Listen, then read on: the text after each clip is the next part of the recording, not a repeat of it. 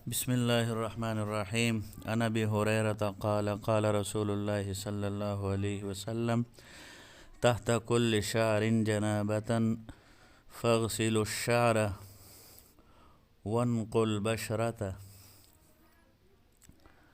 او كما قال علیہ الصلاۃ والسلام.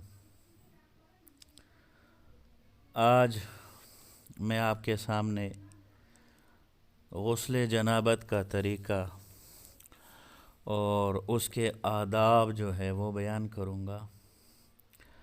ہر سلیم الفطرت انسان، صاحب روحانیت انسان، جب اس کے جسم کے کسی حصے سے کوئی گندا مادہ خارج ہوتا ہے یا وہ اپنی طبیعت کا وہ کوئی ایسا بہیمی اور شہوانی تقاضا پورا کرتا ہے جو ملکوتیت سے بہت ہی بعید ہوتا ہے،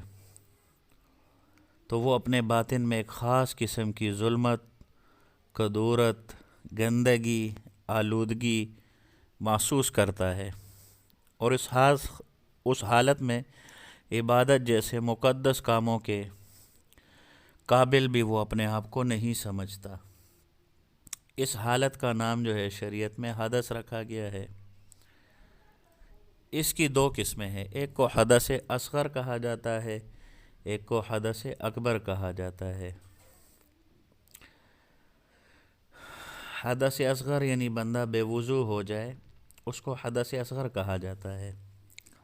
اور حدث اکبر بندے پر غسل فرض ہو جائے، چاہے وہ اپنی بیوی کے ساتھ جو ہے وہ ہم بستری کی صورت میں ہو، چاہے وہ عورت کے حیض اور نفاس کی صورت میں ہو، اور وہ اس سے پاک ہو جائے تو اس پر غسل جو ہے وہ فرض ہو جاتا ہے. تو بہرحال ہر انسان جو ہے وہ اس سے پھر پاکی حاصل کرتا ہے. اسی کا نام جو ہے شریعت میں غسل ہے. رسول اللہ صلی اللہ علیہ وسلم نے جس طرح اپنے قول اور عمل سے وضو کا طریقہ، اس کے آداب سکھائے، بتلائے ہیں امت کو، اسی طرح غسل کا طریقہ، اس کے آداب اور اس کا طریقہ آپ نے تعلیم فرمایا. چنانچہ جو روایت ہم نے حضرت ابو ہریرہ کی پڑھی، حضرت ابو ہریرہ فرماتے ہیں کہ رسول پاک نے ارشاد فرمایا کہ جسم کے ہر بال کے نیچے جنابت کا اثر ہوتا ہے،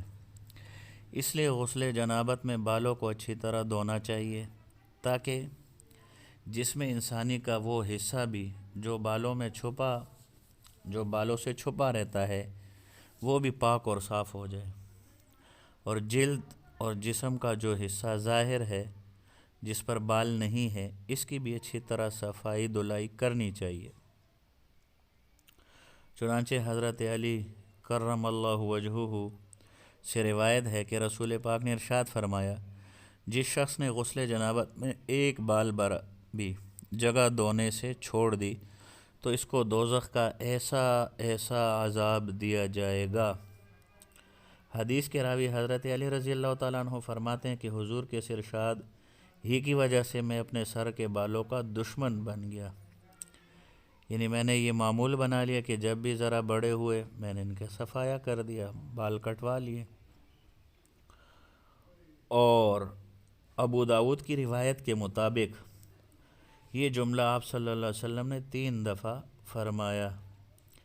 کہ اس کو دوزخ کا ایسا اور ایسا عذاب دیا جائے گا. بہرحال ان دونوں روایات سے معلوم ہوا کہ غسل جنابت میں سارے جسم کا اس طرح دھویا جانا جو ہے وہ ضروری ہے کہ ایک بال برابر بھی جگہ دھونے سے باقی نہ رہ جائے. اسی طرح ایک اور روایت میں عبداللہ ابن عباس نے، صحیح روایت ہے، وہ اپنی خالہ ام المومنین حضرت میمونہ رضی اللہ تعالیٰ عنہ جو آپ علیہ الصلوۃ والسلام کی زوجہ محترمہ ہے، ان سے روایت کرتے کہ انہوں نے مجھ سے یہ بیان کیا کہ میں نے ایک دفعہ رسول اللہ صلی اللہ علیہ وسلم کی غسل جنابت کے لیے پانی بھر کے آپ صلی اللہ علیہ وسلم کے پاس رکھ دیا تو آپ علیہ الصلوۃ والسلام نے سب سے پہلے اپنے ہاتھوں کو 2 دفعہ یا 3 دفعہ دھویا، پھر اپنا دھلا ہوا ہاتھ پانی آپ علیہ السلام نے پانی کے اس برتن میں ڈالا اور اس سے پانی لے کر اپنے مقام استنجا پر ڈالا اور بائیں ہاتھ سے اس کو دھویا، پھر اپنا وہ بایاں ہاتھ زمین پر مارا اور اس کو خوب زمین کی مٹی سے ملا اور رگڑا، پھر وضو کیا جیسے کہ آپ علیہ السلام نماز کے لیے وضو فرمایا کرتے تھے، ایسا ہی وضو فرمایا۔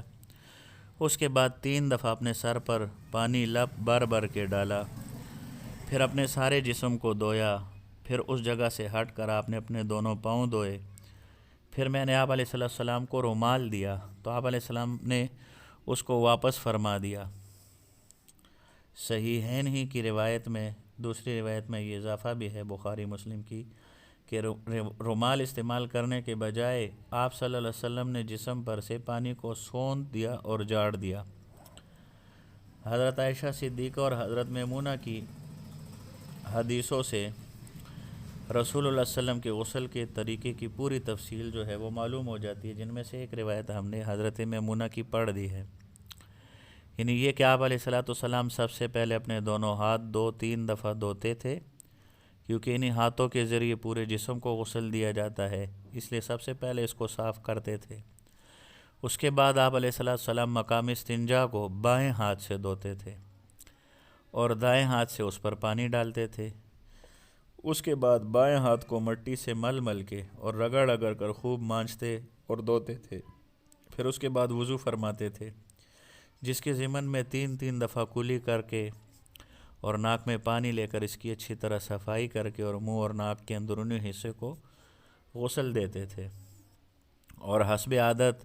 ریش مبارک، داڑھی مبارک میں خلال کر کے اس کے ایک بال کو غسل دیتے اور بالوں کی جڑوں میں پانی پہنچاتے تھے۔ اس کے بعد اسی طرح سر کے بالوں کو اہتمام سے دھوتے تھے اور ہر بال کی جڑ تک پانی پہنچانے کی کوشش کرتے تھے۔ اس کے بعد باقی سارے جسم کو غسل دیتے تھے، پھر غسل کی اس جگہ سے ہٹ کر پاؤں کو پھر دھوتے تھے۔ ظاہر ہے کہ غسل کا سب سے زیادہ پاکیزہ باسلیقہ طریقہ یہی ہو سکتا تھا۔ غسل کی جگہ سے ہٹ کر پھر پاؤں آپ صلی اللہ علیہ وسلم غالباً اس لیے دھوتے تھے کہ غسل کی وہ جگہ صاف اور پختہ نہیں ہوتی تھی۔ تو بہرحال ان روایات سے معلوم ہوتا ہے کہ غسل کا پانی جو ہے وہ جسم کے ہر عضو تک پہنچانا جو ہے ضروری ہے۔ بعض عورتیں ناخن پالش وغیرہ لگاتی ہے تو ان کے لیے بھی حکم یہی ہے کہ وہ جو